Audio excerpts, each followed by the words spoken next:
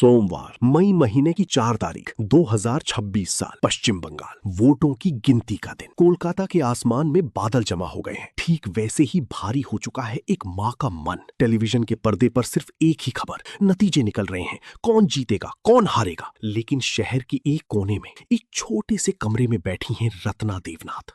उनके सामने टीवी चल रहा है, लेकिन उनकी आंखें टीवी पर नहीं, आंखें टिकी हुई हैं एक तस्वीर पर। वो तस्वीर उनकी बेटी मौमिता देवनाथ।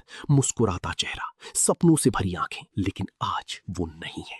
वो भयावह रात, अस्पताल का अंधेरा, एक माँ की जिंदगी ही बदल गई थी। न्याय नहीं मिला बेटी को, किसी ने उसकी पुकार नहीं सुनी। इसलिए एक दिन माँ सड़क पर उतरी, लोगों के सामने खड़ी हुई और तय किया, इस लड़ाई को अंत तक लड़ेंगी। इसी लड़ाई से उनका राजनीति में आना, न्याय के लिए, बेटी के लिए। अचानक टीवी के पर्दे पर परिणाम की घोषणा हुई।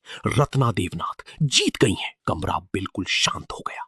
किसी ने ताली नहीं बजाई, किसी ने उत्सव नहीं मनाया। बस एक माँ की आंखों से आंसू बहने लगे। उन्होंने तस्वीर को सीने से लगाकर कहा, माँ तेरे लिए लड़ी हूं, देखा। ठीक तभी कमरे के एक कोने में हल्की रोशनी जल उठी। उस रोशनी में ऐसा लगा जैसे मौमिता खड़ी है, मुस्कुरा रही है, शांत निश्चिंत, कोई शब्द नहीं, फिर भी जैसे वो कह रही हूं, माँ मुझे शांति मिल गई है। कुछ सेकंड, फिर वो रोशनी गायब हो गई। रत्ना अकेली रह गई। लेकिन इस बार वो टूटी नहीं, क्योंकि वो समझ चुकी थी, ये जीत सिर्फ वोट की जीत नहीं है, ये एक माँ की लड़ाई की जीत है, एक समाज के विवेक की जीत।